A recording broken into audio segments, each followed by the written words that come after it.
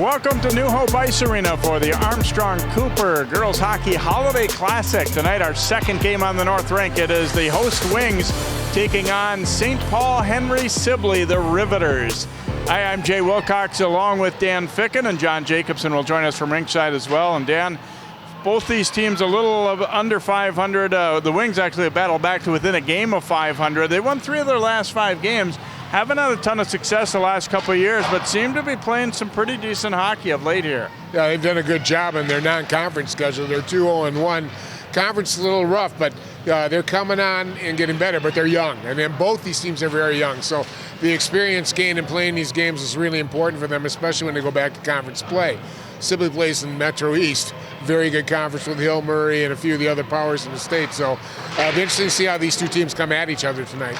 Yeah, the Riveters 3 wins on the season, and all of those came very early, and they found the going a little bit tougher of late. Their coach was saying it's partly due to the schedule getting tougher. I mean, they've had some top 20 teams on their schedule that they just haven't matched up real well with, and also they've just kind of had a little bit of that, December lull going, and they're hoping that they can kind of bounce back and be excited to play a team that's about their level tonight and, maybe skate out of here with a win. Well, they're 0-7 in their last 7, but this is why you come to a holiday tournament like this, to maybe get a little bit of a boost, get things retracked, get things back in balance again, and start another little streak going out of the conference and give the girls some confidence. So I think both teams are looking for that tonight. Let's talk about key players to look at. First of all, for the Riveters, they are without one of their captains, so they're looking at Ruby Leno as somebody that, next player up. That's another of their captains. They would like her to get some things going a little bit. 1 goal so far this year, and you need your leaders to play well here in the tournament. Well, yeah, you always look at your seniors to big. Yeah, she's got 1 goal and 3 assists, but she's a senior. She's been around a little bit, has some experience, and has gone through these experiences like 3 games in 3 days and stuff. So we'll look to her to step up to the plate, maybe get them off the schneid a little bit. And for Armstrong-Cooper, Paige Lloyd-Alt is their leading goal scorer. This will be the only game she plays in this tournament, actually, because she's going to the Outback Bowl with the Armstrong Band and getting a chance to play at halftime of that. So a good reason to be gone, but they'll miss her after tonight. They really will. She's been around for a few years here playing for them. She's done a really good job for them back and forth. She's got power play goals for them, which is good. You want your leaders to step up when they get advantages like that. And she's been a real hard player. She works hard, plays both ends of the rink, to all 200 feet. That's the kind of player you like. Coach Crandall called her a rink rat, and obviously that meant as a compliment, as she just really likes hockey and really likes getting out there for practices even for this Wings team. Well, we'll see who will come out on top here and advance to the semifinals. We had a great first game over here on this rink as Osseo Park Center edged Wilmer by a goal. We'll see if this one's just as good. It's St. Paul Sibley taking on Armstrong-Cooper up next here on CCX Sports.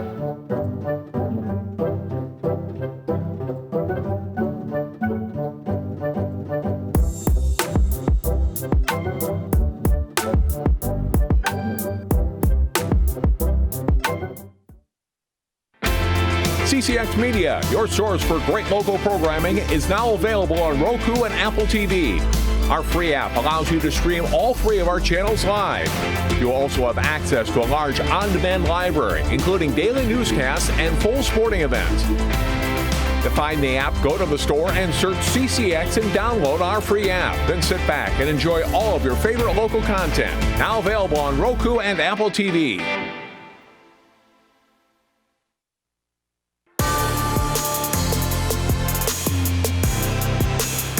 Welcome back as we get set to drop the puck for our second game here on the North Rink tonight. It is Armstrong-Cooper and St. Paul Henry Sibley getting set to do battle in this one, as this tournament started long before any of these current players were born, back when girls hockey was still a new thing. And Armstrong-Cooper, they were a combined program for a while, then they weren't for a while. They were separate as Armstrong and Cooper, but continued to host the tournament together, and then have been back as a co-op for several years. And this pretty new co-op, this second year for the Riveters, they have their coach, one of their co-coaches, Tim Blaze, told me it was about a 50-50 split between players from St. Paul Public Schools and then Henry Sibley. So they got a chance to pick out a new nickname for the co-op, and Riveters is kind of cool, and their logo is kind of cool too. Yeah, Rosie the Riveter from World War II.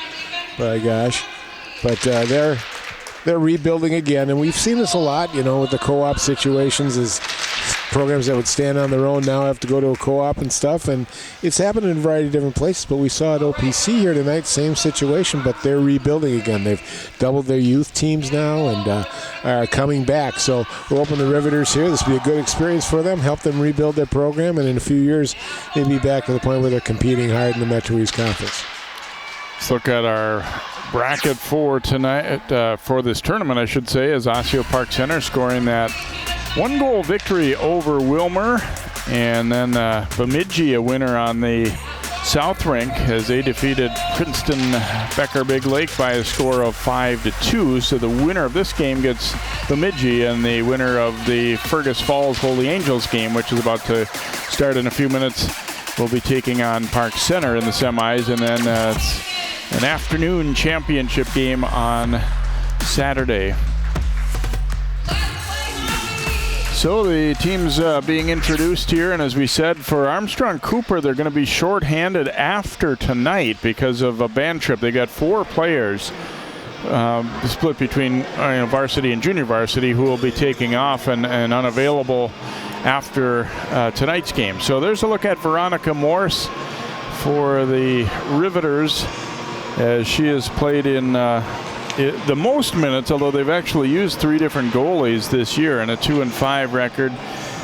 Goals against a little high, but again, for both these teams, a couple of those are really skewed by some top 10 teams that they've played that have, kind of put some hurt on them a little bit. So they feel like she's a pretty strong goalie. She's had a little bit of injury issues as well, but coming back in, and they do expect that they might use another goalie.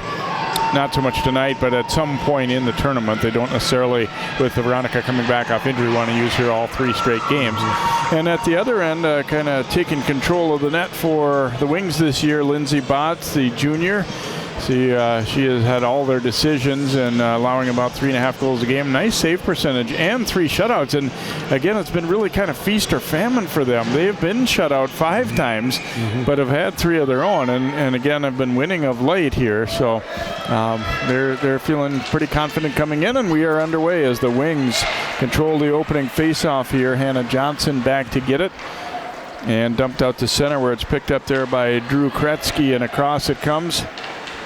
Josie Daly pushing it toward the corner. Daly comes up with it again here for the Riveters, who come back to the point with it, and they'll look to dump it back down in deep behind the net. Stopped there by Hannah Schneider. Wings able to get it out over the blue line, but that was about it initially anyway. And then Paige Lloydell tapping it in deep into the Riveters zone. She'll go in and chase it, but Lloydell had her pocket picked there nicely. And back comes St. Paul Sibley.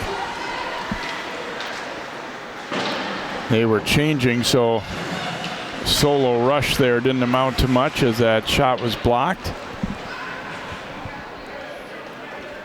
Joust forward along the wall, and oops, the buzzer inadvertently sounding there. Not sure what went on. Gonna have a face-off coming up outside the blue line. Clock operator malfunction. Well, at least it happened when there wasn't really anything, the puck is in the neutral. I mean, honestly, if that had sounded when somebody was on a 2-on-1 or something, then you'd have a little bit more of an issue. But for now, they can just chuckle about it. Leno facing off there against Izzy Kriesel.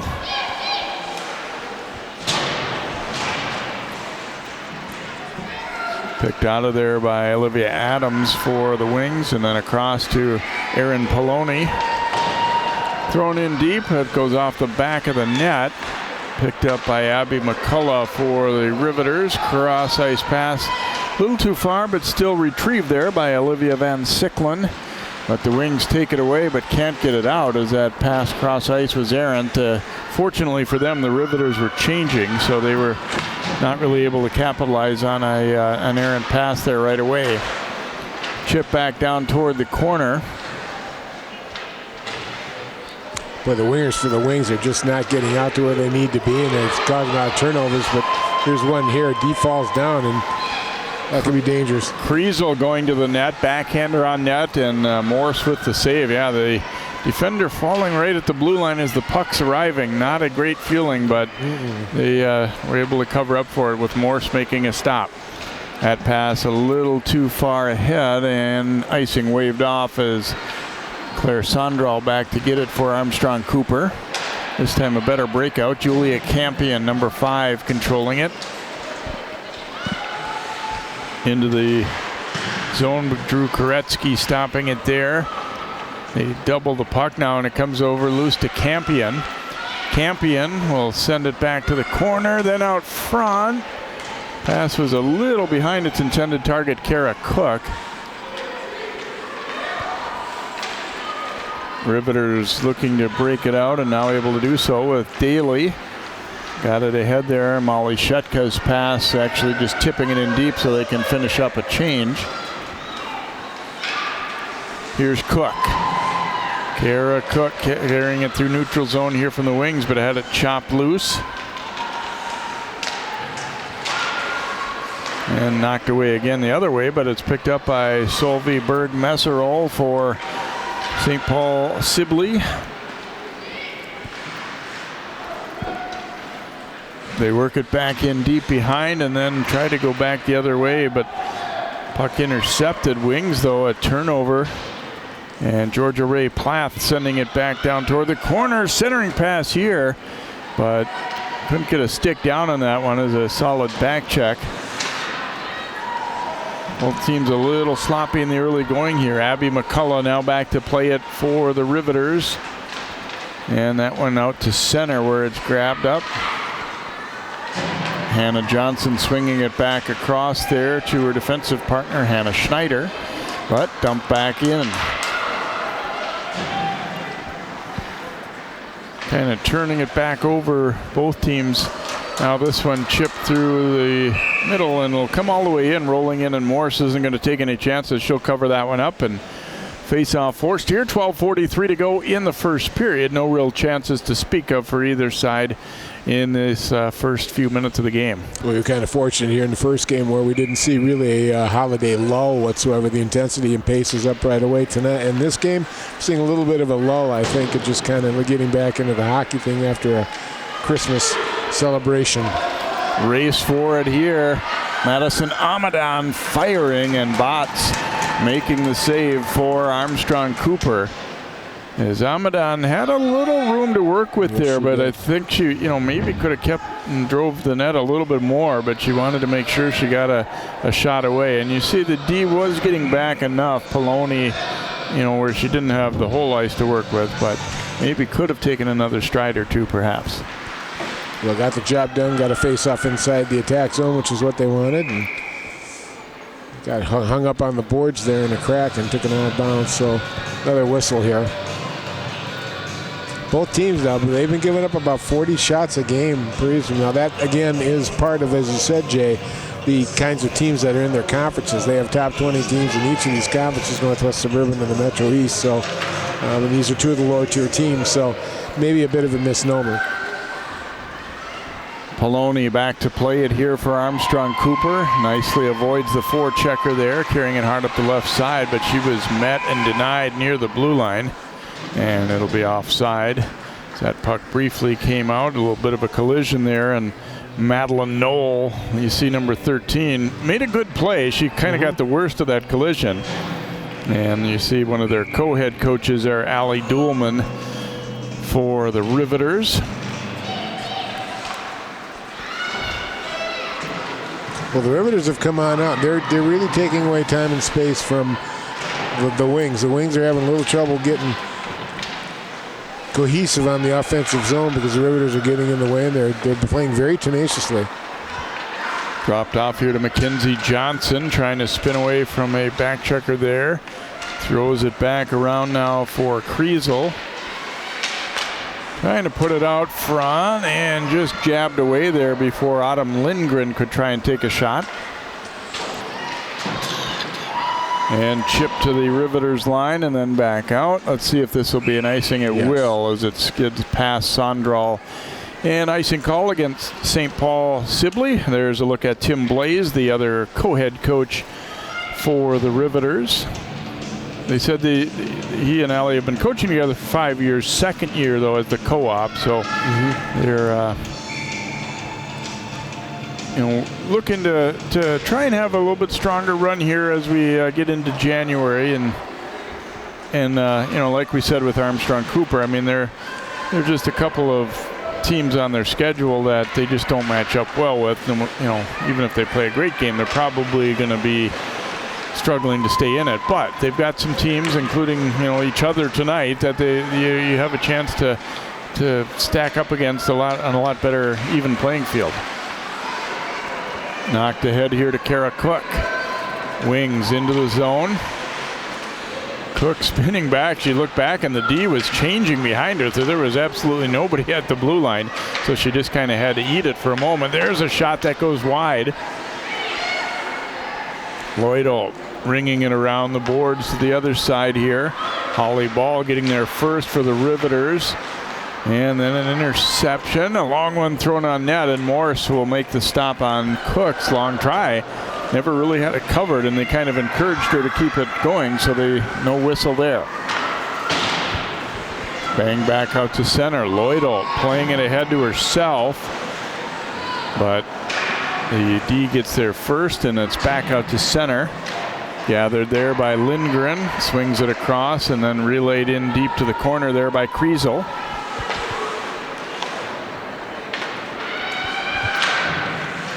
That pass getting away right in front of the St. Paul Sibley bench. Intercepted there by Mackenzie Johnson.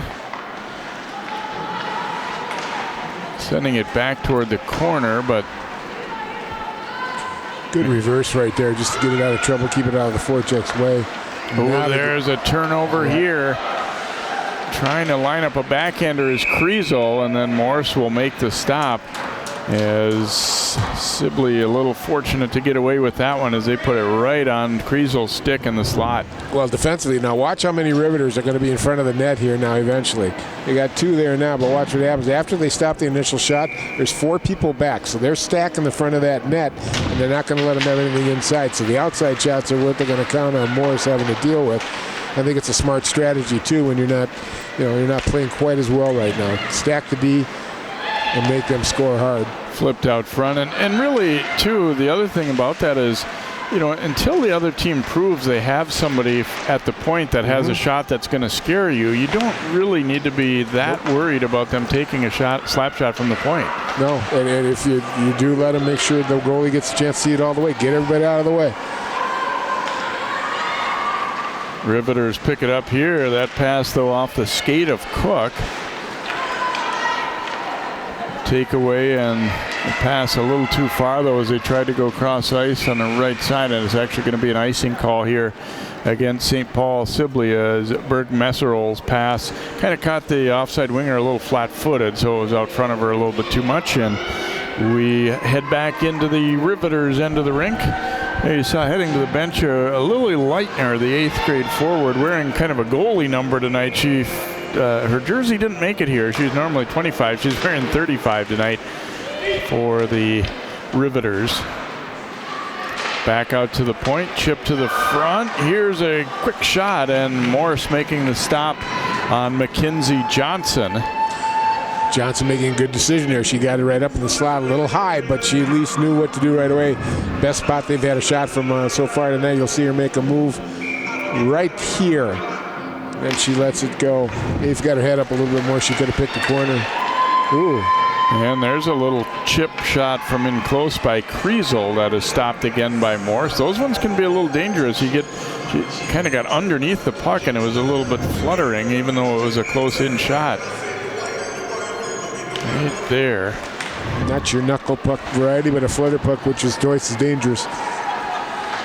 Fortunately for Morris, the puck wasn't moving very quickly, though, so it just kind of fluttered into her pad. Wings have started to bottle the Riveters up a little bit here in these last few shifts, although haven't really been able to capitalize with dynamite chances. Thrown back into the Riveters' end of the rink here as Emily Hansen back to gather it there. pull it free off the wall and get it out, although it went then off the skate of Holly Ball. She retrieved it, but then ran into Lloyd-Olt. Picked up here by the wings. Carried in by Mackenzie Johnson. Swinging it around toward Lloyd-Olt. Lloyd-Olt trying to put it out front. It was just a little bit behind Cook. Cook dropping it back down deep. Nice stick work there to free it up. Cook had it knocked away from her, and Cook will pick it up again. Garrett Cook sliding, and near turnover there. Instead just deflected out of the zone by Amadon. And dump back into the Riveters end again here. As back to gather it is Emily Hansen. And that pass was tipped by the D, so the race is on here. And a centering pass. They just ran out of room. Good idea, though. Very good idea. I think Botts really probably could have played that one. She kind of got caught not being sure whether she wanted to come out and knock that to the corner or not, so she waited and nearly resulted in a great chance. And good recognition that she was too far in deep to do anything with it herself, and let's drop it to the trailer there. It didn't quite work, but like you said, Dan, I think it was the idea. It was the play to make. Well, I like the way the Rooters have got their head up, and couple shots denied by Morse here. Another try at it. Puck loose again, and that one is blocked. Oh, the Wings coming very close to breaking the deadlock there.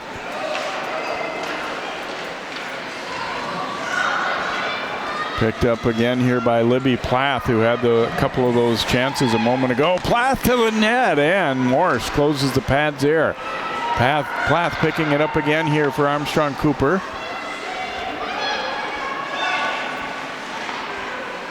Thrown back down deep. Leno back to get it. And that one trickles out to center. Leno coming in to pick it up now for the Riveters. Chopped away from her, however, by Lindgren. And then a pass to an open area there. That one will go into the Riveters zone. No icing, though. Plath back to pick it up. Got a Plath on each team, spelled slightly different, but picked up here by Poloni. She is really pressured, though. Good work on the forecheck there. Wings able to break it out, but then the pass off a shin pad. Drew Koretsky sending it ahead. Now Berg Messerol up with it. Fires a long one, but missed the net there. Under 5.5 minutes to play in a scoreless first period here. Armstrong-Cooper is in white. They're the host team here at New Hope Arena and taking on St. Paul Henry Sibley. Lloyd-Olt trying to go to the net there, but Koretsky able to break it up. Comes right back to Paige Lloyd-Olt, though, and again had it denied as she tried to go to the front. That time Madeline Knoll was there. Coach Blaze for the Riveters said our defense is improving. He said that's the area where we've maybe had, the most room for growth, if you want to put it that way. And he said they've gotten better positionally. And I think tonight we've seen a few times. I mean, maybe handling the puck hasn't been as well as they'd like, but they've in general been in pretty good position in terms of defending the net. Well, that's probably the point of emphasis too. They're all juniors on the D for Sibley, but the strategy they're using makes sense. It's smart. Even if you mess up a little bit holding the puck, you got two other people right there with you to take care of the problem if it arises here. Back out to center and tapped ahead and picked up now by Leno, carrying it. Ooh, and that one a glove stop by Botts on a rising shot. Gave him a big rebound here. We're going to be careful of that because Sibley is going to the net. They didn't quite get there that time, but thrown to the front there where it was intercepted by Haley Matson. Now Matson coming up with it at center and chipped into the Riveters zone. They're going to look to counter quickly as the Wings are changing. Shetka with it, but couldn't get a shot away before the convoy arrived there to take it from her. Reversing it back and forth here. Now the bank pass, though, intercepted, and then the tip out front as Solveig Messerol got a deflection on that one, but it went just wide. And here they go again with another tip, and that one was a really tough one. A blocker save by Botts. Then a bad turnover here for the Wings, but jumping in to cover up was Kriesel. Kriesel coming back hard the other way. Kriesel going to the net with the backhand and denied there by Morse. Good play by the D for the Riveters. Wasn't a penalty, but took the player out physically. That one dumped in just wide of the net. Tip back to center where it's picked up by Schneider. Schneider will send it ahead now to Cook. Kara Cook trying to drag it around the defender there, but that does not work out. Leno dropping it over from McCullough. And then off a stick, it's going to bounce in, and Botts will stop that one. Ooh.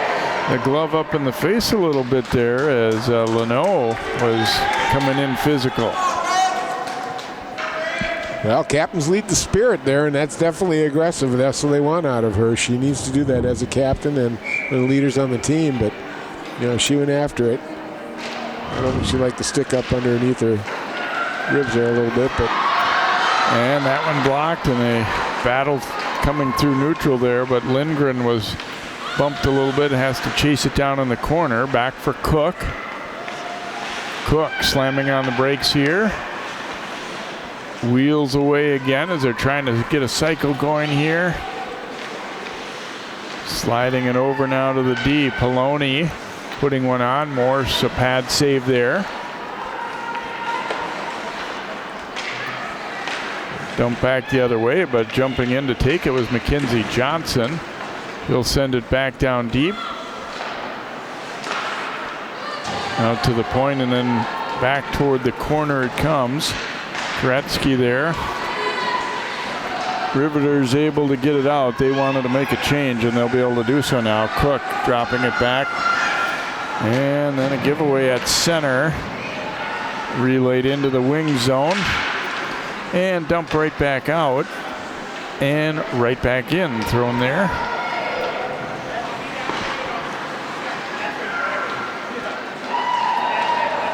Pass deflected at center. This will not be an icing there.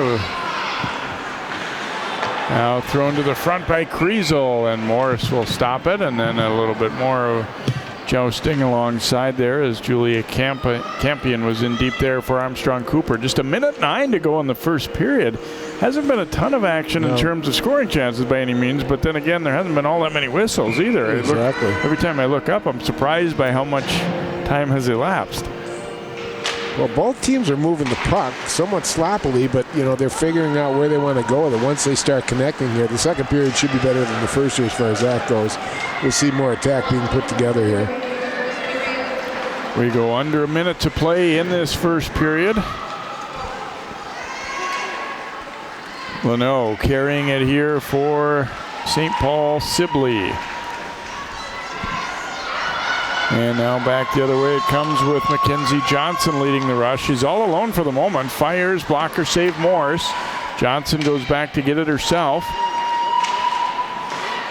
Back out to the point, and Morse is going to glove that one as Claire Sonderall's shot was going to be wide of the net anyway, but I think she wanted a whistle there.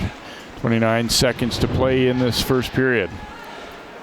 They'll get a good rush here, but all of a sudden she's all by herself as everybody goes to make a change. But I like the fact she took a shot and she got it on net. Off the draw, it comes back to the corner. Gretzky sending it up the wall there, but it gets away.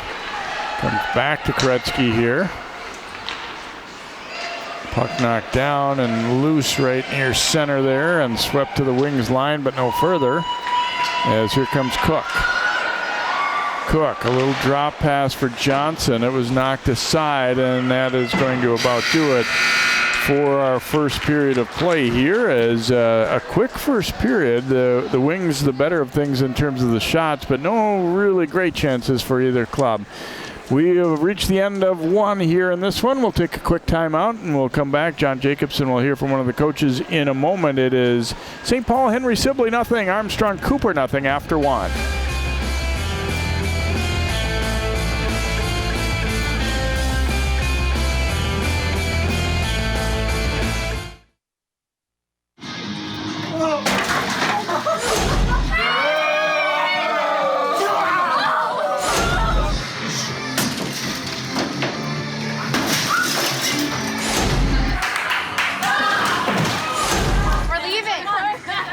Most party fouls are pretty dumb.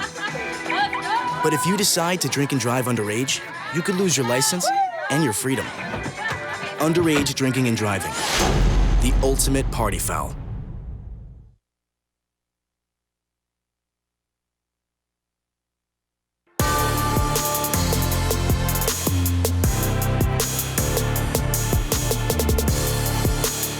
Period between Armstrong-Cooper and St. Paul Sibley. And we're joined now by Tim Blades. He's the co-head coach of the Sibley Riveters team. And talk about your team's play in the first period here. I was happy with the way we played. I thought we came out with a lot of energy. We've been off since Monday with the holiday, so first couple shifts we got out of the way, and I thought we did a good job. At times we controlled the pace of play, and other times we were back on our heels a little bit, but it's a good start for us. Yeah, your team had some stretches where Armstrong-Cooper's really taking the play to you. I thought your girls really reacted well to that, and they didn't, cave in or anything like that. We did a good job. We stayed in position. We didn't run around in our D zone and chase, and it's able to kind of weather the pressure a little bit. Goaltender Veronica, she did a really good job in that period holding us in. So hopefully come out and get one quick here in the second. As you look at your season as a whole, probably not as many wins as you'd like, but how do you look at this program and the way the team has progressed from the first practice to where you are right now? We're really happy with where we're headed. We play a really tough schedule, and I think we're just a step away from where we need to be. But we're progressing as a program in the right direction. So I'm happy with the way things are going so far, and I think down the stretch here, it's going to get better for us. So, thanks for your time tonight. Good luck the rest of the game. Yeah, thanks. No score again, as I mentioned, Armstrong-Cooper and Sibley after one period. We'll take a timeout and be back with more of our first intermission from New Hope Ice Arena after this.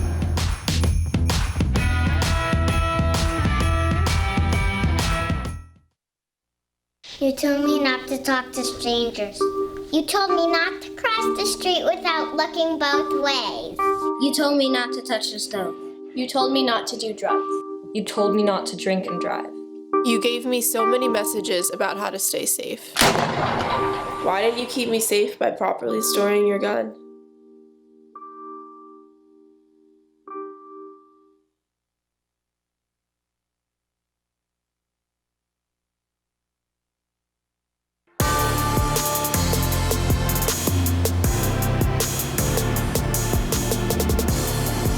Back at New Hope Ice Arena, no score between Armstrong-Cooper and Sibley through one period of play.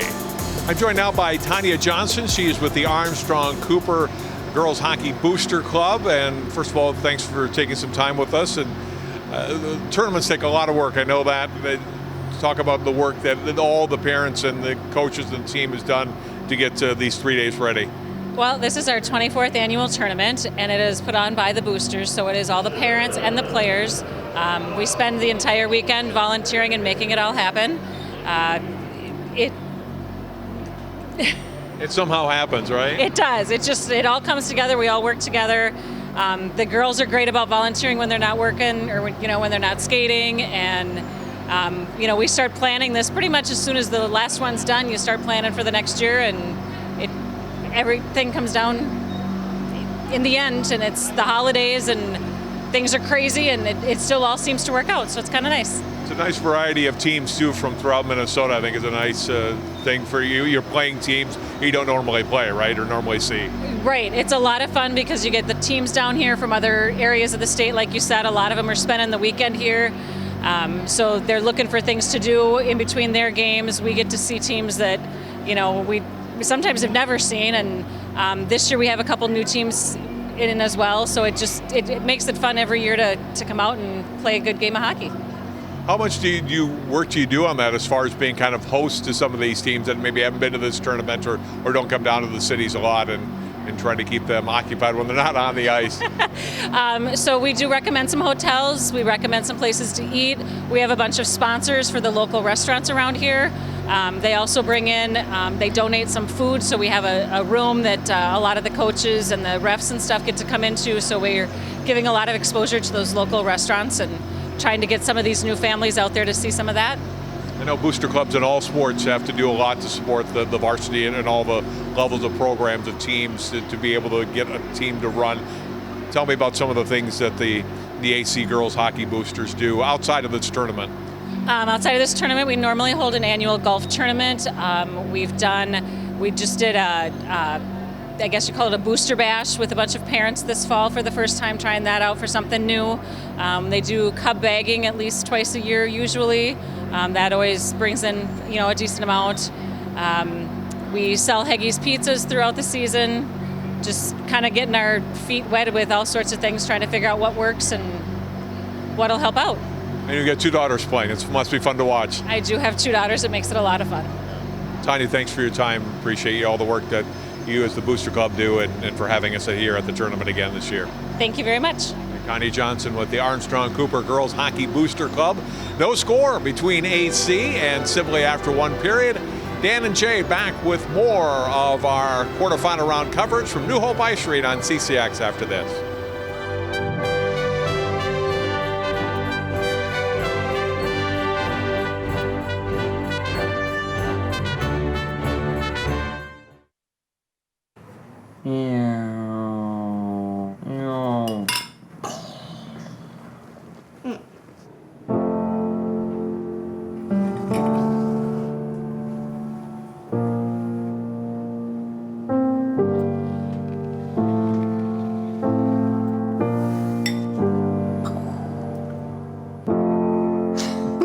Visit aarp.org/caregiving for information on how to provide even better care for the person who wants to care of you.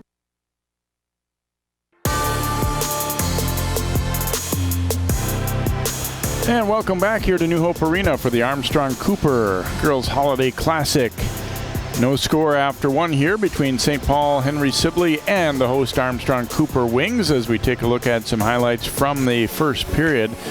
It was a pretty good back and forth period, although not a ton of great, offensive chances. Certainly there's a shot on net put by Madison Amadon, and then a turnover there costing Sibley a little bit there, but Morse making a stop, and then a nice pass to the slot. Turnaround try there from Mackenzie Johnson, and then a little chip shot there by Kriesel in close, but Morse was equal to that, stopping that one. And here's Leno with an opportunity, a high rising shot off the glove. That might have been as good a chance as they had, or maybe this one, a crazy deflection that went off the ice, and Botts though was right on it. And then a rush late in the period, a nice blocker save by Morse as she was able to deny Mackenzie Johnson. As you see, the shots in favor of the Wings, certainly not a lot of scoring chances and no penalties. It's been kind of a let them play type of first period too. So we went along pretty quickly there. No power play chances obviously for either team. Stay with us. The puck will drop in just a moment for period number 2 in this second game of the night here from the North Rink at New Hope Arena. Sibley and Armstrong-Cooper continues in just a moment.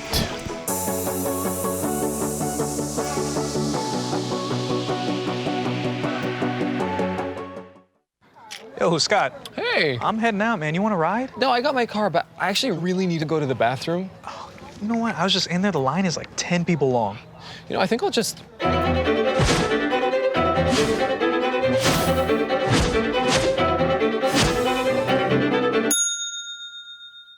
Dude, are you okay? You wouldn't believe what I was just thinking. I am definitely buzzed. Yeah. I think I will take this, and I will take that ride home. Smart man. Did you see how that dog was looking at me?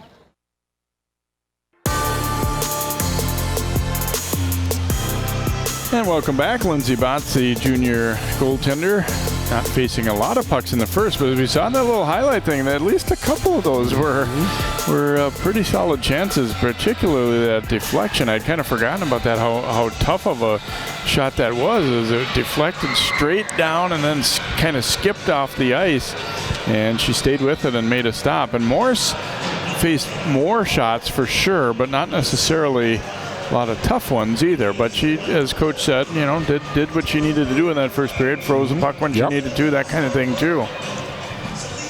We'll see if the Wings keep pressing the advantage, just keep getting that forecheck pressure on to create more shots. They're going to have to start getting dirty goals, though. Get in front, get a bunch of people swinging at it. One thing they have been able to do pretty well is force some turnovers, but they just been a little bit slow to really do anything with it. So we're underway in period number 2 here. Riveters turn back and will look to break it out again as they'll swing it left side this time. Nice little pass tipped ahead now. Bergmesser, chance for 2-on-1. Ooh, and Potts getting the catching glove up on that one. Hard to tell. It's possible it would have been too high anyway, but had a fair amount on that wrist shot there. As you get a look at Kelly Crandall, the Wings head coach, and on the left of the screen there is her dad, Dick Crandall, who's a longtime coach in various sports, and kind of a neat little dynamic as he is her assistant this season. Pass behind the net and relayed around. Riveters, look for a tip out front there, but Van Sicklen had her stick lifted a little bit, couldn't quite get her blade on it. That rush interrupted, thrown back to the Wings line, then back to center, and picked up again. Dumped on in here by Leno. Battle for it in behind. Nice job to come out of there with it by Hannah Schneider.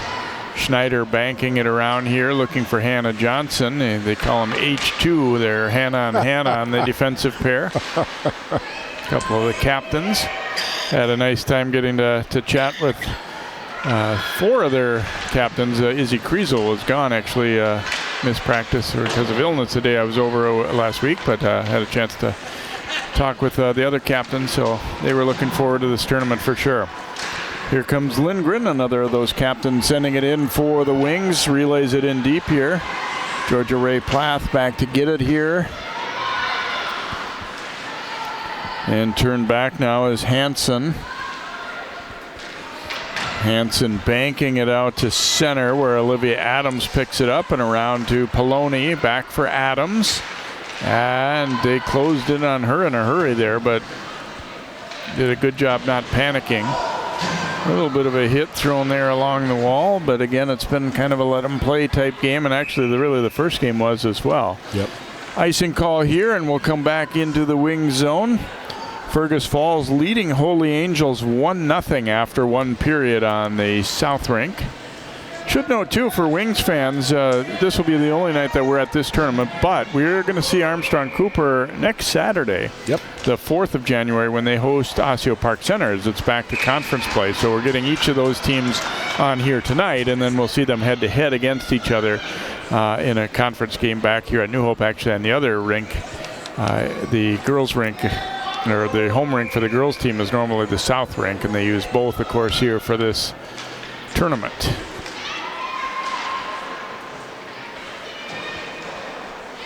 Out to center and then thrown back in there by Noel. Adams back to retrieve. Sending it along the wall. That puck just kind of died there, though. And well, there's still some water on the ice. You saw that in the first game, too. It's having a tough time drying here. Yeah, it's for late December. It's certainly warmer and more humid than what you normally would have to deal with. And, you know, if you'd like to say that doesn't affect indoor ice, but it does. Absolutely it does.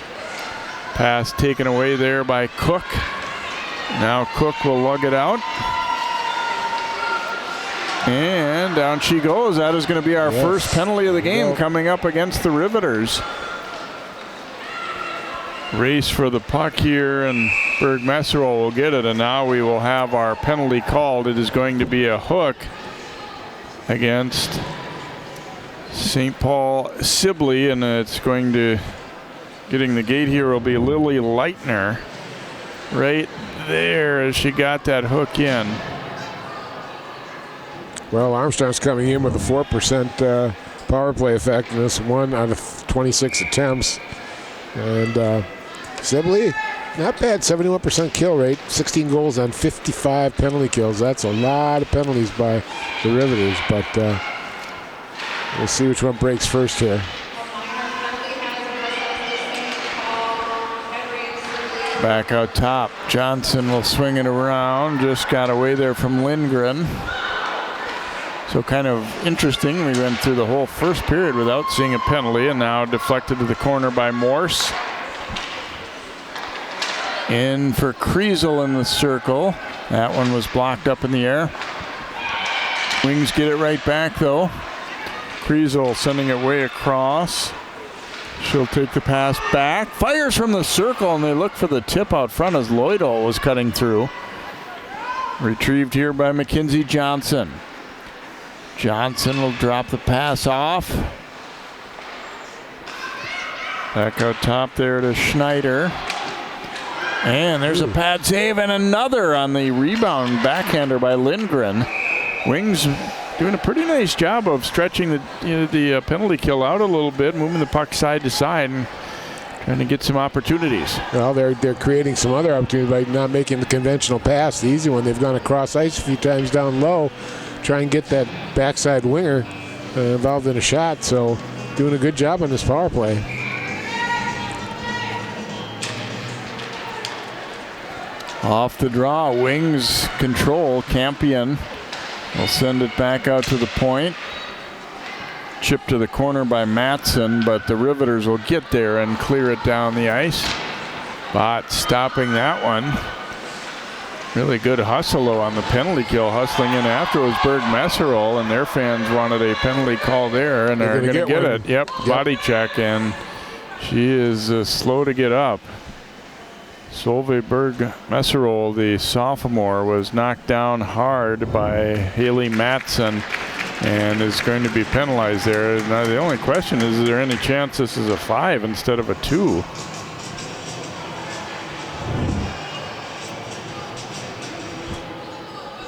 No, I didn't see single from behind. They'll usually put their hand behind the back. You're right. It was a checking. Yeah. But they had Armstrong-Cooper had a good power play going here, and now all of a sudden we're down to 4-on-4 for 34 seconds, and the Riveters are going to get an opportunity. And the Wings quickly dump it down. I think they thought they were shorthanded, and they're 4-on-4, so it's an icing call. So Matson, that one was a little dangerous there, and it was good to see Berg Messerol get up. Those aren't really the type of hits you like to see. Nope. Off the draw, Wings briefly had control. Now it's going to pop out to center, and cutting right between a couple of players was Lindgren. She wasn't going to take no for an answer there, just kept on moving the feet. Riveters breaking it out. Again, we're 4-on-4 for about another 10 seconds, and then it'll be a power play for St. Paul Sibley. Long pass ahead there. Kriesel deflecting it in. Riveters back to full strength, so they've got a power play for about another minute 20. See what they can do with it. Leno, 3-on-2 rush here as they get it into the middle. Knocked away, but right to Leno, and then her shot goes wide. A little play and catch back and forth and around the horn. That slapper flutters wide. You know, when you're on the power play, you really want to make every effort to get the shots on net because you're outnumbering people in front. So if there's a rebound, but these past couple shots, they've gotten some looks, but they've all been wide. Knoll back to pick it up here. 40 to go now in the power play for the Riveters. Nice job by Knoll to spin away and got it to Leno. Batted around. I think they thought there might be an offside coming, but puck didn't leave the zone apparently there as Kratzky comes away with it. Back down along the wall to Leno. To the top, Knoll passing it back for Koretsky. Now she gets it back but didn't realize where it was for a moment, and then her pass intercepted, and back come the Wings the other way here. Sondral going to create it into a breakaway chance and denied by Morse.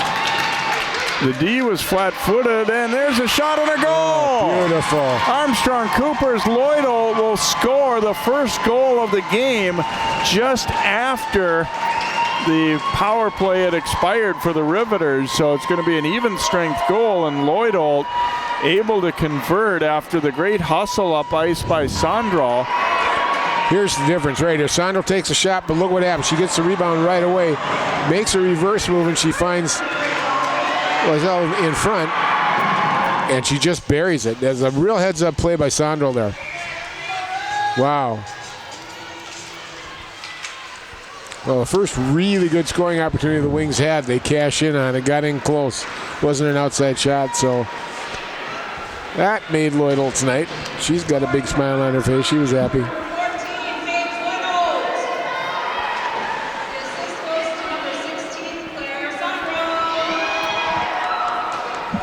Sandro will get the lone assist on Lloyd Olt's 6th goal of the season, and it is again an even strength goal. Came 3 seconds after Mattsson's penalty had expired, so 6:31 the time of the goal as the Wings break through and get one.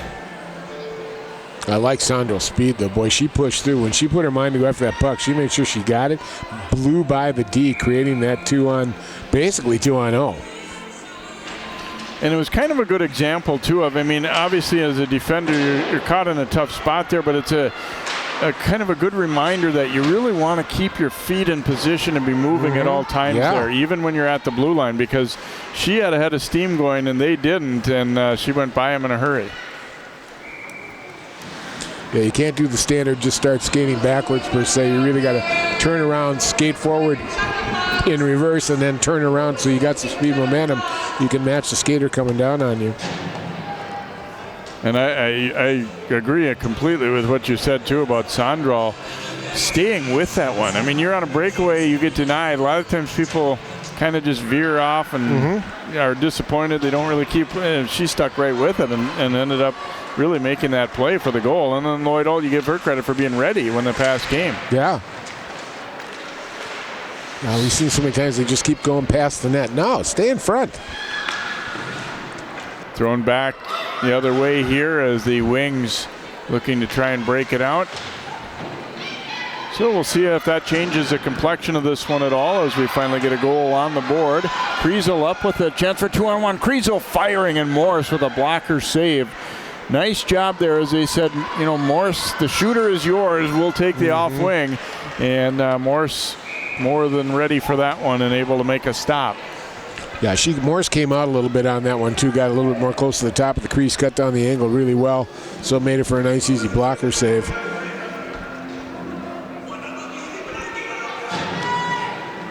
So another draw coming up in the Riveters end of the rink. I think both these teams, you know, depth is a little bit of a concern too, and as we talked about with Armstrong-Cooper too, losing some more players going down to the Outback Bowl. So they're kind of, you know, you got a JV tournament going on at the same time, so you're trying to manage minutes a little bit, and also, you know, make sure that you're watching how many periods people play, because you can play 4 in a night. So you got to make sure you don't accidentally use somebody for an extra period, or you know, you could end up forfeiting a game because of that. Here's Lloyd Olt to the front, fires, and Morris making a stop. Boy, Lloyd Olt with some nice moves there, boy. She kind of twisted that D around a little bit, got a shot off. Pass ahead there, and a battle through neutral. Hustling in after it there is Josie Daly. She almost had a chance for a breakaway if that one had played out just a little bit different at center. Wings able to dig it free. Poloni's pass, then it comes right back to her. Kicks it right out front. The Riveters, the player was heading off on a change and didn't see the puck behind her there. Adams spinning away and couldn't get it out. Leno turns and fires. That one hit traffic in front. Riveters trying to get something going on this shift here.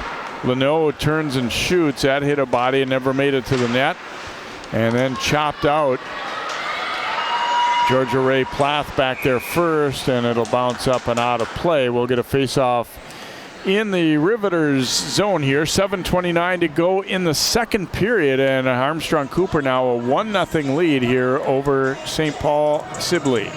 Sibley's doing a couple nice things, Jay, especially when they get in the attacks, and they have at least one person in front of the net, if not two.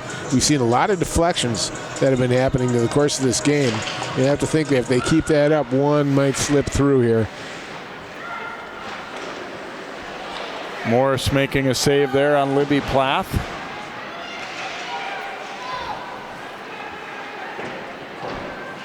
Relayed around off the glass. Amundsen, it'll come to an open wing here, and nice job to step up by Haley Mattson.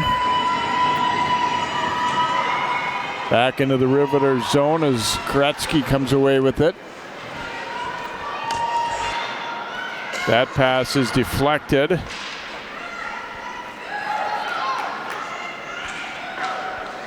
They were able to relay it around to Koretsky. And then jabbed away from Leno as she tried to come out of the zone. Or excuse me, make that Amadon. They get it to center. Cook up with it there, sliding it back to Sondral, but it got away from her. Sondral.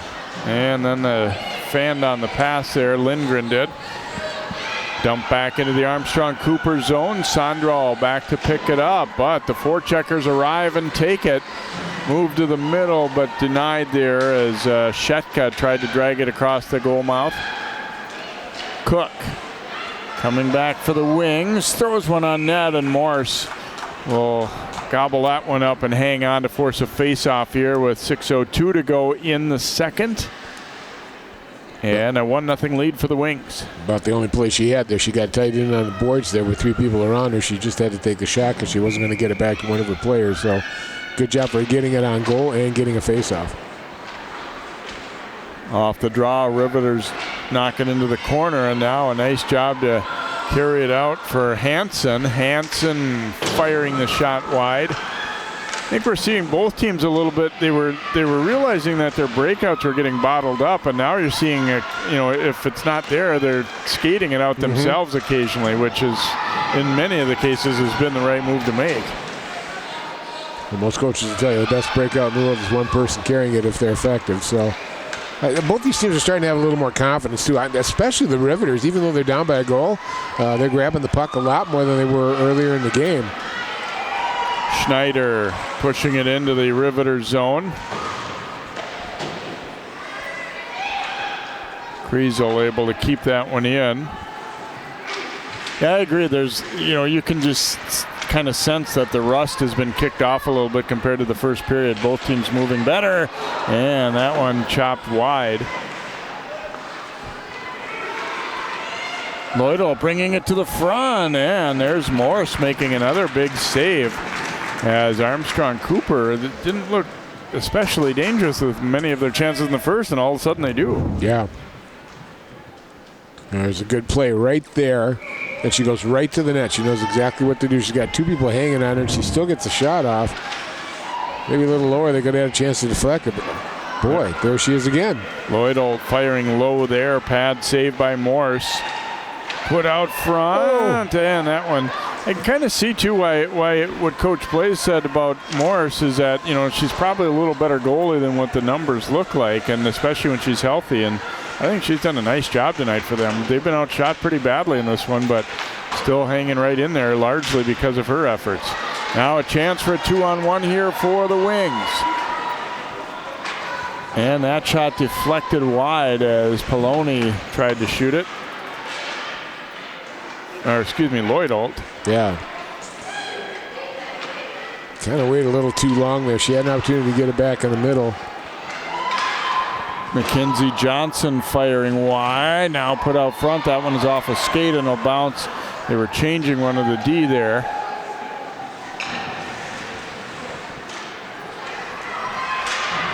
Here's Cook making a move. Cook sliding a backhand, pad save, huge rebound. Now it comes out, and there's a drive by Poloni that was knocked to the corner. An opportunity missed there for the Wings. Oh, now nice. They get another chance. Boy, all of a sudden they're really buzzing. Well, they've got the Sibley defense on the move. They're not stacking 4 people in front anymore. They're getting them spread out. They're getting opportunities in tight, which they weren't getting in the first period.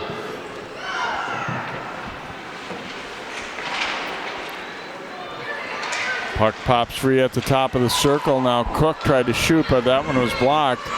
Carried by Leno. Leno got around the D, and then it was knocked back to the corner. Riveters able to keep it in. Poloni trying to spin away and get that pass away, and did, but then the next pass was tipped. They get it to center, but then taken right back. A little stick lift there. And the shot attempt will go just wide. And nice job by Morris reaching out with that goal stick to block that centering pass. Yeah, you start seeing as many shots as she has, she's kind of figuring out maybe I can knock some of these angles off so they don't get it in front. Nice play. Berg Messerol tried to drag that one out front. Good to see her back in there after falling hard on that hit by Matson. Puck picked up by Sondral. Into the skates there a little bit of Lauren Kruger, but now comes away with it. Gets it to Plath. Libby Plath trying to go to the net. That one was jabbed loose and now picked up by the Riveters. Kicked ahead and heading off on a change though was Shetka. Under 2 minutes to play here in the second period. 1-0 Armstrong-Cooper with the lead on a goal by Paige Lloyd-Holt. And then flip back out. This is going to be an icing call coming up against the Riveters, and we'll head back into their end of the rink here.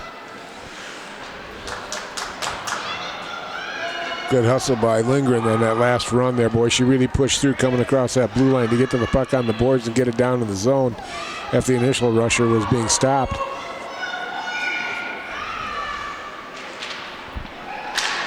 Off the face-off, it pops up in the air.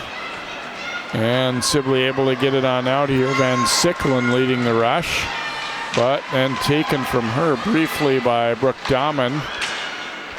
The fourth line getting some time here in this period for Armstrong-Cooper. There's a shot, and that one deflecting high off the glass. Leitner up with it. Her pass was knocked down. Good aggressive step in to keep it alive there briefly by McCullough, but we go under a minute to play now in the second. And the Wings will dump it on in. Floated across toward the left wing side there. Van Sicklen though heading off now on a change.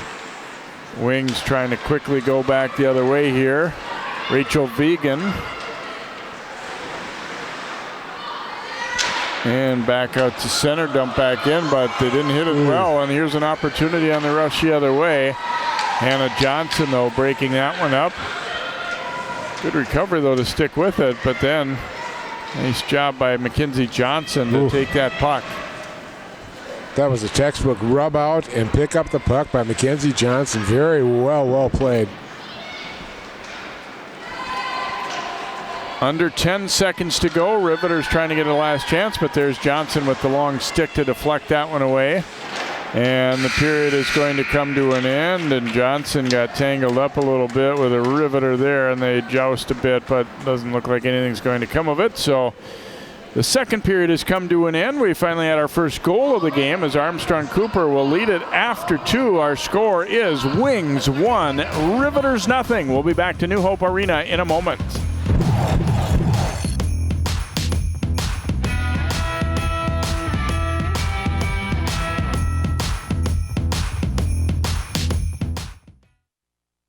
My mother was always very familiar with her neighborhood, but one day she stopped at the stop sign for much longer than usual, and she didn't know whether she should go forward or turn, and she wasn't even really sure where she was at. It was very unsettling for her.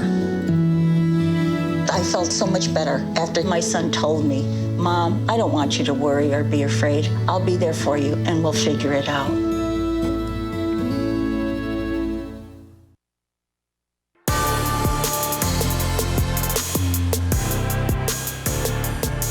After 2 periods of play, Armstrong-Cooper leading Sibley 1-0 at the Armstrong-Cooper Holiday Classic. Joined now by Kelly Crandall, head coach of the Wings, and kind of dominating play, but the scoreboard still says only 1-0, right?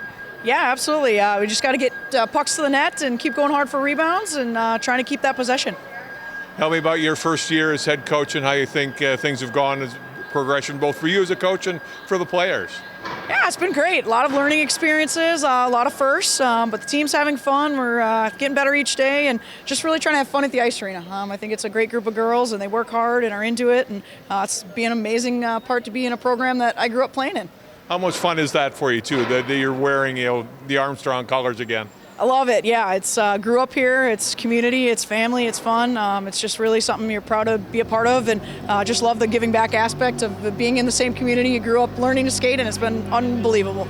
I know your dad was one of your coaches growing up, and now he's your assistant coach. What's that relationship like? Yeah, that's been amazing too. Just trying to kind of bring back some of those same values I learned as a kid, and it's fun doing it at the ice arena together, and just really having that bond and that relationship has been a lot of fun to be on the ice together. Getting back to this game, what do you tell your girls after the second period here? We just got to keep winning battles. I think we've had the possession. I'd like to see us get some more shots on net. We've really dominated play, at times, but just making sure we're picking up bodies in front of our net. And I'd love to see us, put in another goal. And I think to do that, we got to just keep going hard to that net and finding that open person. Thanks for your time. Good luck the rest of tonight and all season. All right. Thank you so much. Kelly Crandall, head girls hockey coach for Armstrong-Cooper. They lead 1-0 over Sibley after 2 periods of play. We're back with more of our second intermission on CCX from New Hope Ice Arena after this.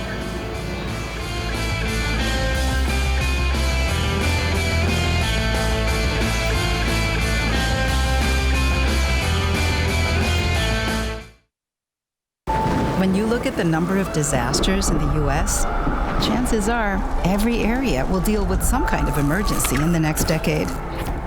And between school, sports, and social lives, chances are you won't be with your kids when it happens. Will they know what to do? Ready.gov/kids has the educational tools and information to make the conversation easy. When the time comes, chances are they'll feel prepared, not scared. So talk with your family today. Roll over. Chance high five. All right. When you adopt a shelter pet, you discover all the things that make them unique. And your mother and...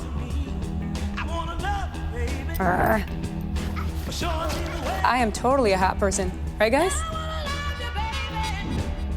Thanks for being honest. They're a little bit of a lot of things, but they're all pure love. Adopt pure love at theshelterpetproject.org.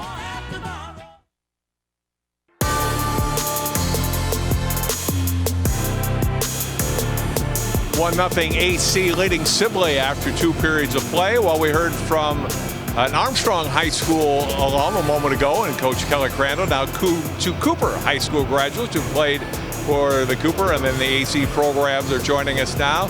Tori and Allie Adams, and Tori, 2015 graduate, right? Does it seem like 5 years ago since you played? It sure does make me feel old being back here, but yep. Tell me what special memories you had of playing high school hockey. Oh, there are so many friends that I made, and friendships that I actually still have now. Just, it brings me back every time we come over here to the holiday tournament. For so many people, that's the thing they remember long term, is the relationships, right? Was that the most fun part of everything you did in hockey? Definitely. There's so much outside of hockey that you get out of it, and looking and seeing all my friends going off to grad school now, and I just remember when we were little 12-year-olds playing together, and in high school now everyone's being dentists and all kinds of doctors and stuff like that. So yeah. Now your younger sister Olivia's playing. How much fun is it to watch her play? It's pretty cool. I'm a little bit jealous. I'm nostalgic looking back, trying to live vicariously through her, but yeah, it's pretty cool. You get more nervous watching than you did playing? Sometimes, definitely, yeah. You have so much more time to watch things go down. It's ooh, but yep. And finally bring us up to date with what you're doing now. I'm currently at Bemidji State University. I'm studying biology and chemistry as a double major, and then hopefully pre-med. Awesome. So, yep. All right. Thanks for your time.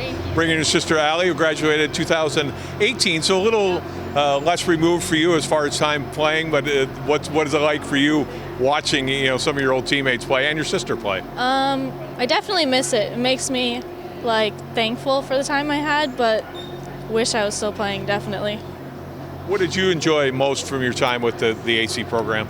I think just making friends that you'll keep forever, and I still hang out with them all the time, which I think is special. Now, the two of you played together at all? For 2 years in high school, I think, yeah. How much did you enjoy that? I actually loved it. I loved being on the ice with my sisters.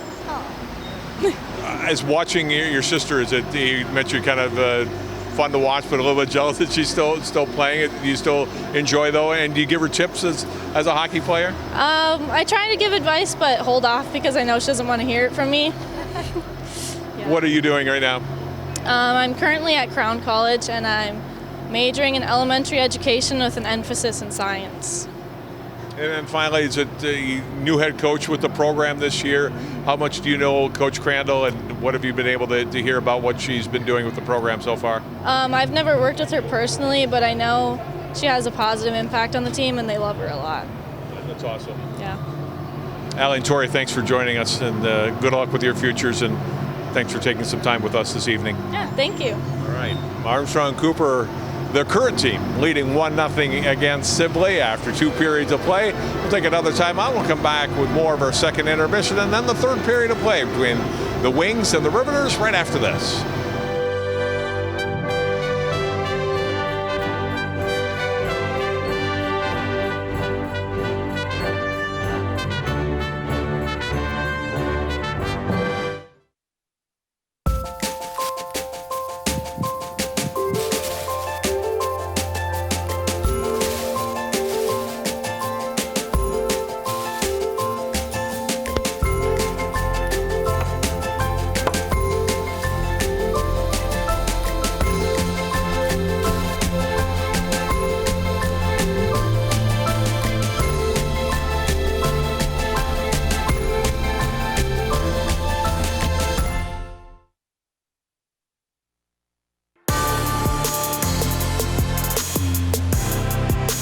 Armstrong-Cooper with a 1-0 lead here over St. Paul Henry Sibley after 2 periods, as we check out some highlights from that second period of play. And certainly a better pace, it felt like, to that period overall, and both teams kind of skating better than they had.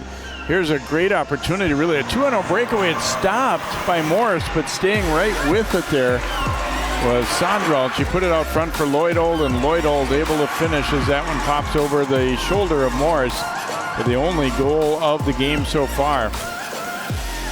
Not the only good chance of that period, though. Here's Lloyd-Old walking in and firing a shot, and Morris making a save. And then from the other direction, Lloyd-Old coming out of the corner and shooting, and Morris again there and ready for the Riveters and making that stop. See the shots pretty heavily in favor of Armstrong-Cooper. I guess if I look at the game as a whole, it doesn't feel like they've dominated maybe quite as much as that number looks like, but they definitely have had the better things for sure.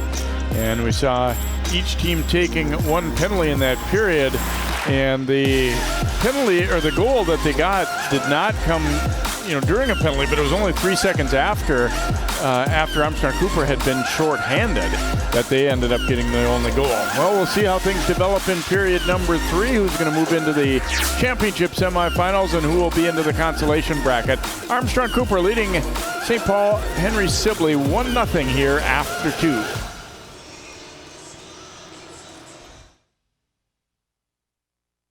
Honorary Forest Ranger Betty White here, lending a hand to my dear friend Smokey Bear. Because for 75 years, he's only said, only you can prevent wildfires. But there's a lot more to say. Like if you park your car on tall, dry grass, the hot exhaust pipe can start a wildfire. So keep the animals safe, especially the cute shirtless one. Go to SmokeyBear.com to learn more about wildfire prevention.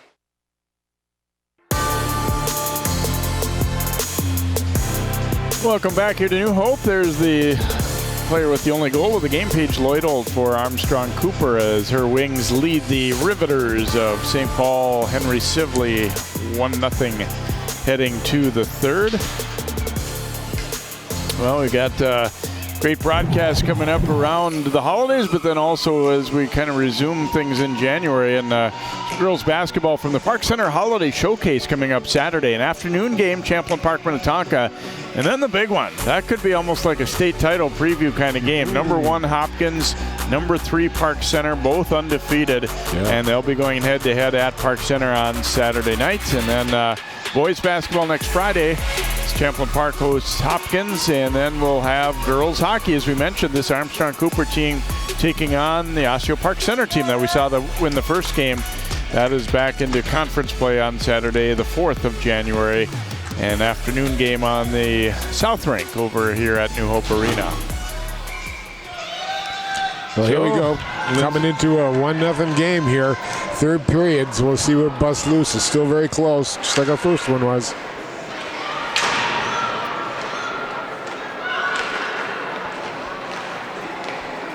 Pass picked off there by Kriesel and sent right back to center.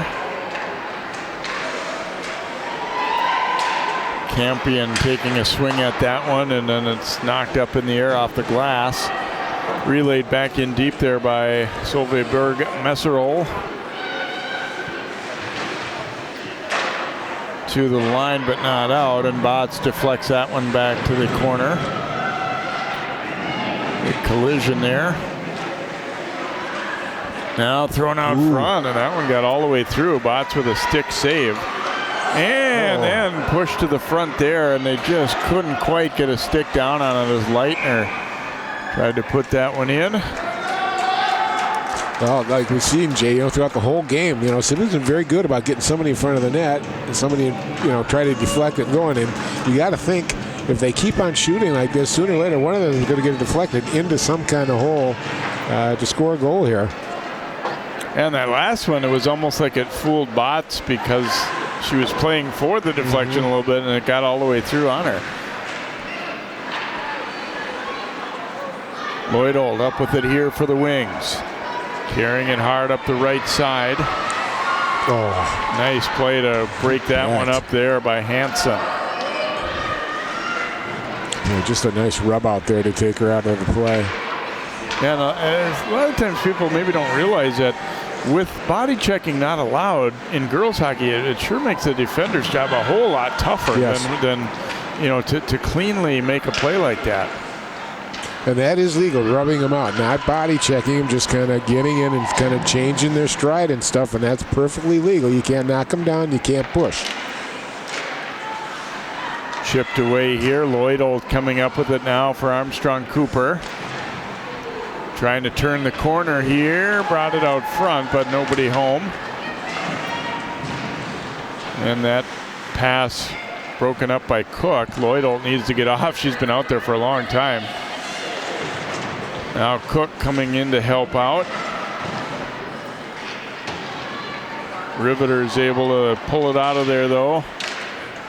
Pass hopping over the stick of Ball. And brought back in for the Wings there briefly by Plath. Shot attempt, fan on puck stays loose in the circle, and then Plath's shot goes wide.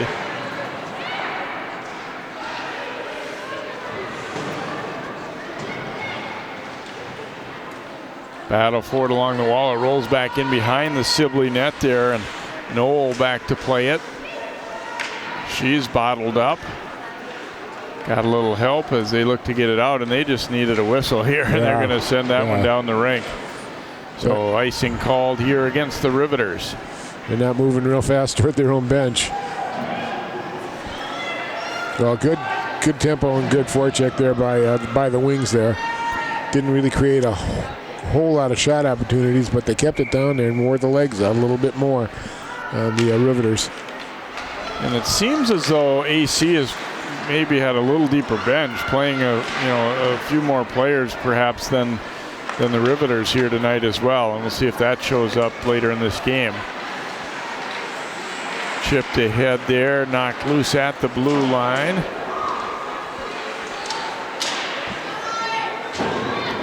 Campion knocking it ahead here for Armstrong-Cooper, and will throw it into the Riveters zone.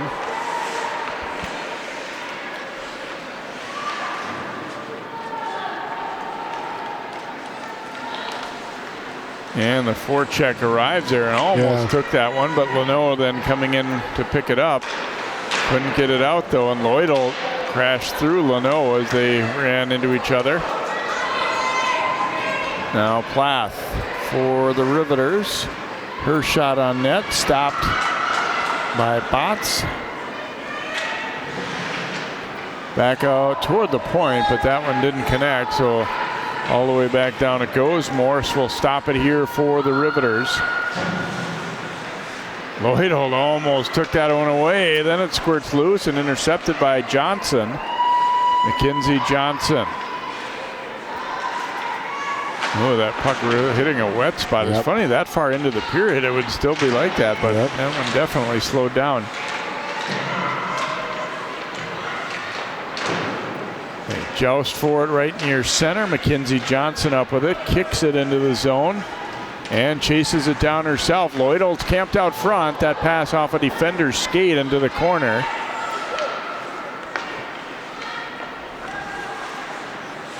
And a nice play to come in and take it there by Plath of AC, but she fell down.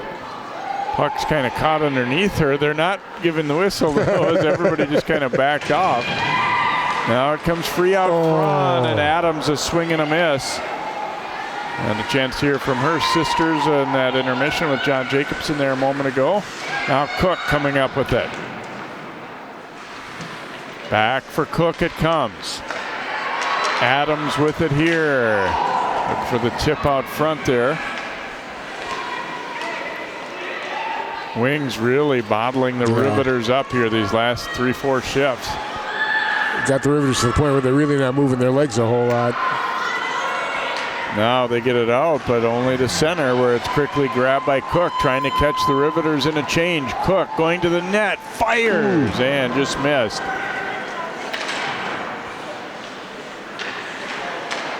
And now they get it back out, but again, just to center. Nice decision with that puck. Got it ahead to Cook. She will dump it in and head off on a change.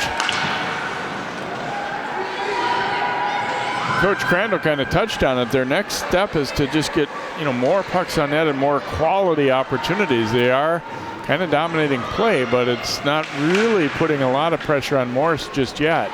Nothing really in front, Jay. It's all happened to the sides, coming in from the sides. As soon as they get it up front, that's when they're going to start really wearing on them. Sondral able to keep that one in, but then it bounced over Kriesel's stick. The other point kept in and thrown back in and around by Haley Matson. Riveters really struggling to get the puck out of their zone now. That shot attempt knocked down as Matson tried to put it on net. And Matson will pick it up here, past tip, but Kriesel swoops in to take it. Bouncing one in, and it went past Morris's glove there. I think she's trying to get a freeze there, Jay, to get him off the ice. Yeah, I agree. Under 10 minutes to play now in the third. Armstrong-Cooper leading it 1-0, kind of controlling the action, but not generating a whole lot of offense here in this third. Sibley, Armstrong has been so strong in this forecheck. Sibley starting to hesitate. They're not moving the puck like they used to. They're really scared to move it out without carrying it themselves, and it's costing them. Leno ringing it around here. McCullough over there to get it, and that one deflected and thrown ahead. Here comes Lloydell taking that pass. Lloydell, a nice move to the front. She fires, and Morse making a nice stop. Yes. Lloydell really did a good job of moving that puck side to side. She's in the slot, and she brings it back onto her shooting side. She gets a good shot off. That could have been tricky. Slipped under the arms there, but Morse closed it down really quickly. But Lloydell's really, since the second period, has really come on for the Wings.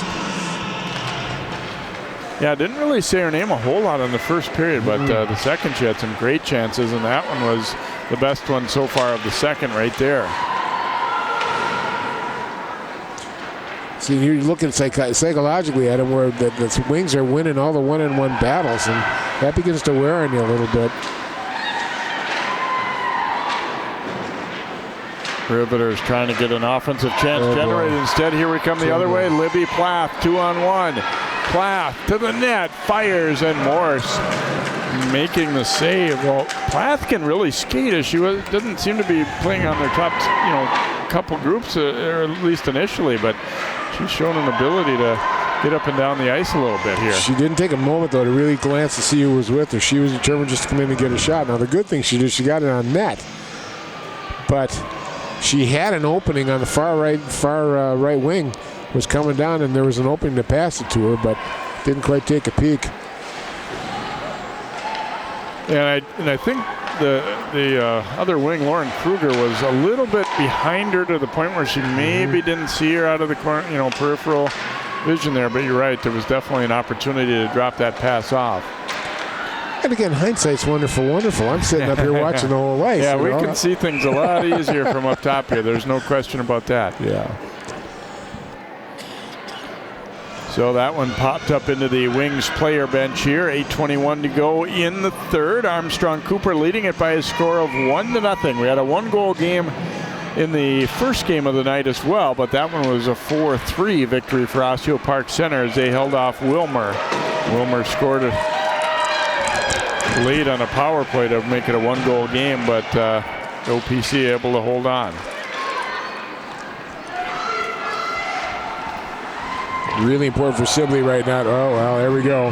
Penalty coming up here against the Riveters as Solveig Berg-Messerol is going to go.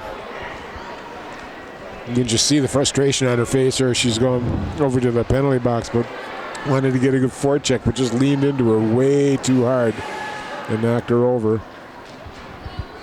You can see the arms being thrown up there.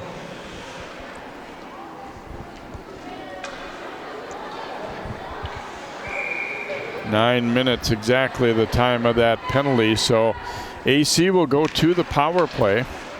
Last time they had one, they took a penalty of their own to nullify it. Here's Lloyd, a shot, stick save, and a big rebound.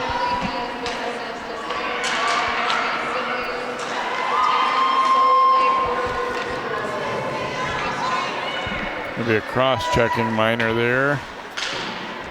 So this is a huge kill. I mean, if Armstrong-Cooper scores here, go a long way toward trying to salt this one away. But you know, if the Riveters can kill it off, they gain even more confidence here and give themselves a real opportunity. Yeah. There's a tip in out front and a goal. Johnson from the point, Lloyd to tip, and it is 2-0.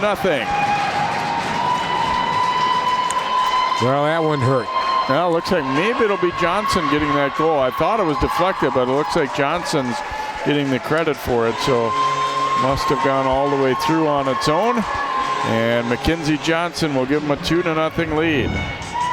Well, I think she got it clean right through. Yeah, you see Lloyd's there to bother the goaltender, and I thought perhaps it had hit her stick. It looked like it hit something, but maybe not the offensive player in front. Here's a good angle right here. Yeah. Well, I think she did get a piece of it, by gosh. Yeah, they did call it Mackenzie Johnson. It certainly looked like Lloyd deflected that one in. You could see it change shape as it went toward the net, but whatever. Okay. They'll get that straightened out later. There's a shot, and Botts making the save, and she will hang on. Fergus Falls and Holy Angels still tied up at a goal apiece. Another look at this Mackenzie Johnson shot, and it certainly appeared that it's, Lloyd definitely got a piece of that one. Yep. Really nice deflection, too. Stick out in front of her. Got a good look at the puck. I feel better now that I called it right the first time. Oh, wow. You get bonus points now. Good for you. It's interesting, though, because normally they'll come right and ask the player, did you get a piece of that? And they'll say yes or no. And but Johnson did get credit for it.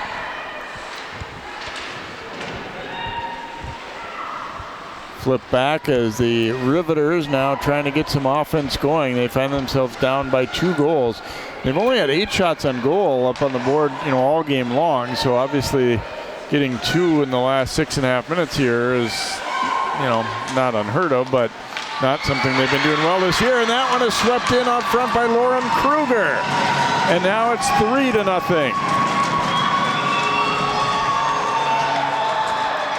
So the dam breaking open a little bit here of late. Well, Libby Plath made a great play there as well. Watch in front. She gets that first deflection. Here she is here. Gets it moving forward. Get it down. Now the puck will get back to Plath. Right here. And she sweeps it over to Kruger and buries it. What a nice play by Plath there.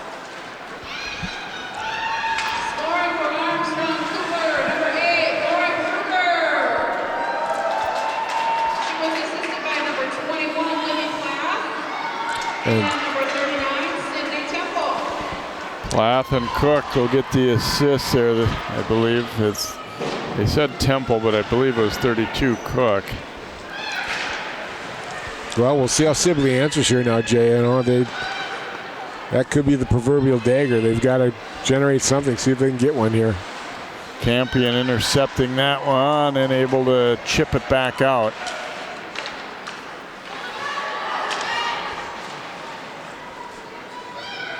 Yeah, it was going to be a tall enough order when it got to 2-0, but then to 3, that certainly puts them in a tough spot. But, you know, goals can happen in a hurry. You just got to keep coming and hope that something goes in for you and kind of build from there. Well, we saw in the first game 2 goals 8 seconds apart for Wilmer after they were thoroughly dominated in the first 2 minutes by OPC.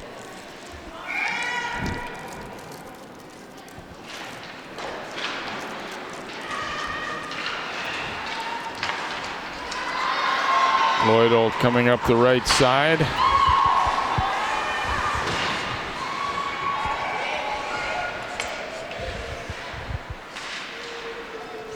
Johnson knocking it back down deep. Nice breakout there by the Riveters, but then intercepted by Hannah Johnson, and she'll send it right back in.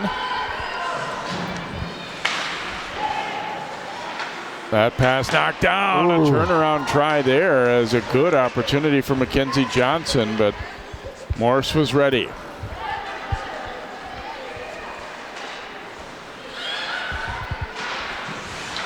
And again, the Riveters unable to get it out on the initial try anyway. And the next pass intercepted by Schneider at center ice. Knocked back, and Van Sicklen coming up with it. Not positive, but I think it was Van Sicklen's dad who won the chuck-a-puck between periods there. Oh, really? Yeah. You know, a guy who was celebrating right near us in the Sibley, and I heard him say on the PA, I'm quite sure that's what it was. Or at least a relative anyway, not positive it was the dad, but that was the name they announced. Cook swoops in to pick it up here for Armstrong-Cooper.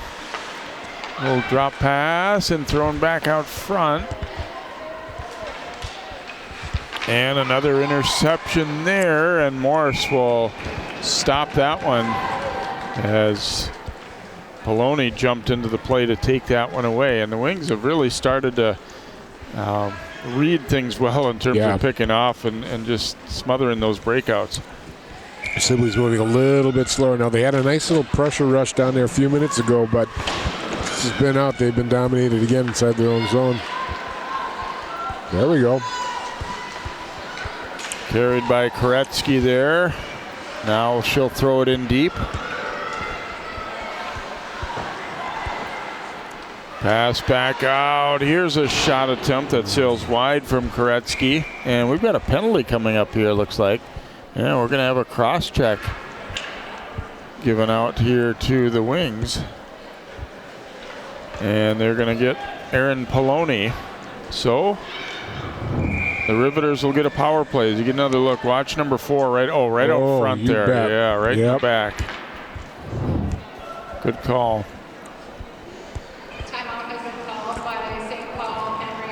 All right, so reset for Sibley here. I think it's important for them right now to get one on the board. You know, it's after Christmas here. It's a holiday tournament. Getting one in the net, set things up for them. You know, obviously if they come back and win, but even in the consolation bracket, they can get something positive out of the weekend here. And if you're AC, not that you're glad you took a penalty by any means, but at least, you know, you get to work on the penalty kill right now in an in-game situation rather than just in practice where you don't really have that same kind of pressure on you. I mean, obviously the good teams practice hard to be ready for the games, but, you know, it isn't quite the same, and this is an opportunity to see what they can do there. You see what they've got coming up after this tournament. Be playing Dodge County, and then, as we said, you can see that OPC game here on CCX, and then travel up to Elk River on the 7th of January. And for St. Paul Henry Sibley, they've got Hastings, then Matamidi, and South St. Paul on the docket. That's a little bit of a meat grinder there in the Metro East. I hope they enjoy the 2 games here in the tournament. Back out top. Riveters looking to get a shot set up here. Koretsky. There's a shot that sails into the corner.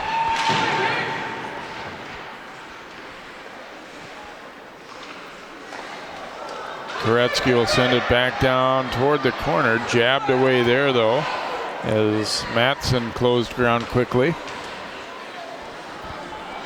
Well, you got to get that pass onto her shooting side, not in front of her. Yeah, and even if when those passes are connecting, they're not really threatening the net at all. Puck stayed right on the blue line there. Oh, and then we're going to have a penalty coming up here against Sibley, but then a slash back. See if they might take one apiece now. The original penalty was coming on Koretsky, but then they fired back with a slash. Campion didn't like, you see right here, Campion will get knocked down from behind, but then she gets up, and as the play's about to end, a big hard whack in the back of the legs there. I understand you didn't like getting hit there, dear, but keep that stick under control. That she takes her team out of a possible power play situation here in the last 2 minutes and 33 seconds.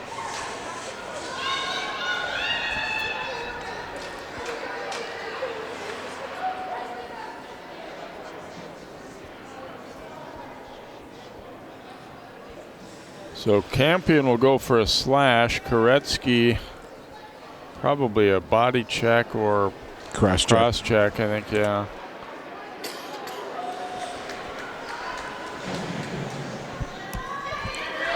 So we'll be,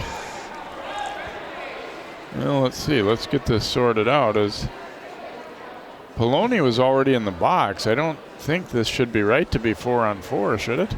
No, it should be 4-on-3. And they need to put the penalties back up on the board here. All right, there we go. Okay, they're going to offset him. Okay, it's offset. All right. So we just continue with the power play as it was. Yeah, 5-on-4 for Sibley, yep. There's the shot, stick save. And now they do pull Morse. So an extra attacker on here for the Riveters. Empty net. Here's an opportunity, but a nice shot blocked by Matson. So the cage is empty at the other end here as Sibley trying to press forward and get one. And Sicklin will slide it across. That one getting away, though, from Knoll. And Johnson, Mackenzie Johnson working hard, almost got a clear there. Then the shot sails wide.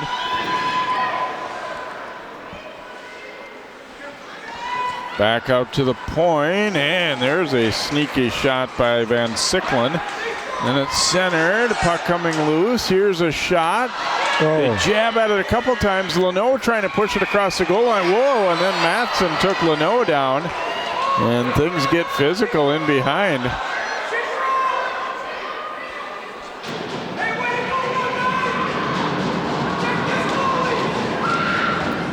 Well, that was kind of interesting. See what comes out of this penalty-wise. Matson's definitely going to get one. There's Leno banging away at it here, and then Matson comes in hard and knocks her down. Looks like Leno is also going to get a penalty. They both came back at each other. And then out front, things got a little bit rough as well. And Leno, this might be one right there. Yeah.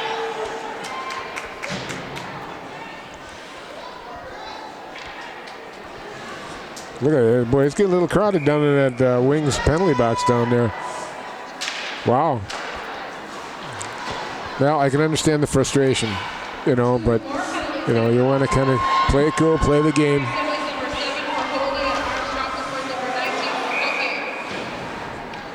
Cook with a shot on net there.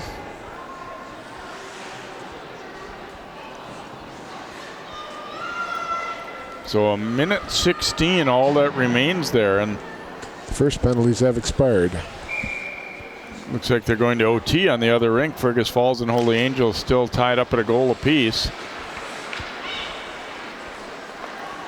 And that shot sailing up and over the top. Faceoff will come outside the zone as Autumn Lindgren fired. I love Fergus Falls, one of my favorite nicknames here. The Otters. I think it's just a great name. It's been nice to see as many teams from all over different parts of the state as we've seen here in this tournament, which is kind of great. Bemidji's here, Fergus Falls.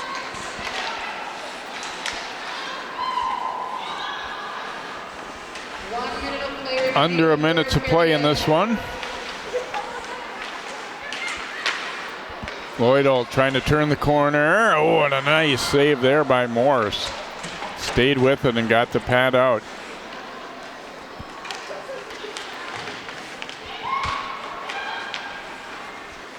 Cook leaves it back, and then the blast from Schneider goes wide. We're going to have a penalty coming up here as a hooking call. And this one's going against, they're going to take Emily Hansen for a hook. Yeah, at this point, they're going to make sure they just keep total order here without getting out of hand again. You know, tempers are a little high.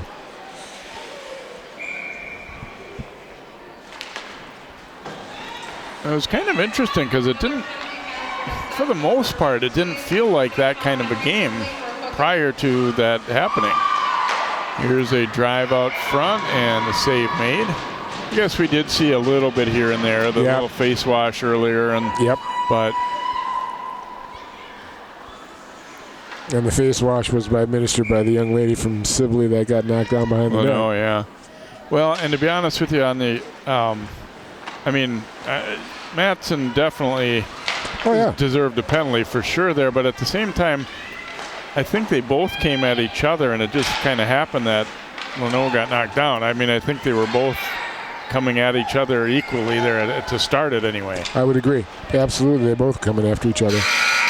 And so the buzzer will sound, and Armstrong-Cooper will pick up a W here in the quarterfinal round of their tournament with a 3-0 win as a kind of dominated play for stretches, and then they finally able to get those 2 goals, break through in the third after clinging to a 1-0 lead for a stretch before that, and they up to 500 now at 6-6 after that after this first game win.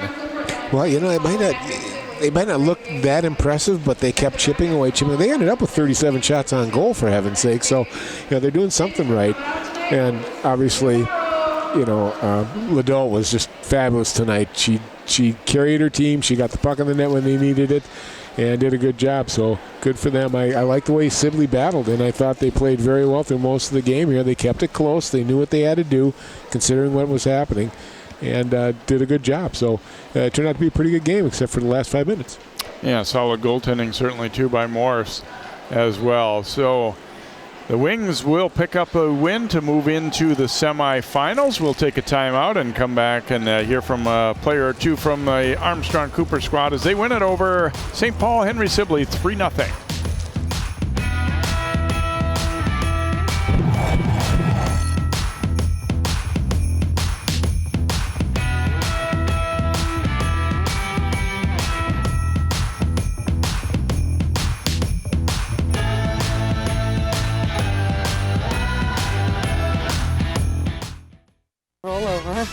Chance high five. All right. When you adopt a shelter pet, you discover all the things that make them unique. And your mother and...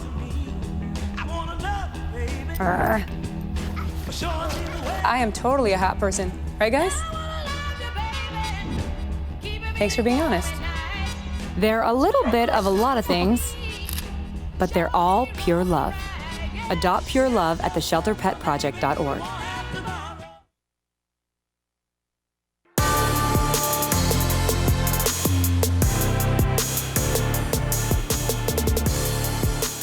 Welcome back to New Hope Ice Arena. 3-0. Armstrong-Cooper winning over Sibley tonight, and they advance on to the semifinals here at the AC Holiday Classic. 2 of their goal scorers have joined us now, Mackenzie Johnson and Paige Lloydelt. And Paige, first of all, nice to get the first tournament win out of the way, right? Yeah, I'm pretty sad that I have to leave because I've always looked forward to this. So I kind of just try to leave it all out on the ice so I can enjoy Florida because I'm going to the Outback Bowl for marching band. But I just really wanted to win this one. How exciting is that, though, for you to get that opportunity to play at the Outback Bowl? And this year the Gophers are playing in it, which you didn't know, obviously, when this trip was planned many, many months ago. I'm pretty excited because we wanted the Outback Bowl, the Gophers, to be there. But knowing that they're going to be there, that really was the extra step to me being excited about it. What instrument do you play? I play the flute. I took it after my mother. I gotta love her. Yeah. All right, it's a little after 9 p.m. What time are wheels up tomorrow? What time do you have to be up to get ready for the trip? We have to be there by 5, so it's gonna be a rough morning. Yeah, and then during the other times we're there, we still have to get up. So I'm going into it full speed, trying to at least.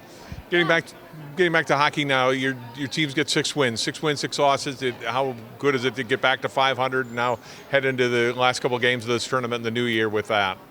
It's really nice because we're getting to that spot where we're like more confident in ourselves and we're finally pushing ourselves to the best. So with the new year, we hope to like take it to the next level and continue working hard.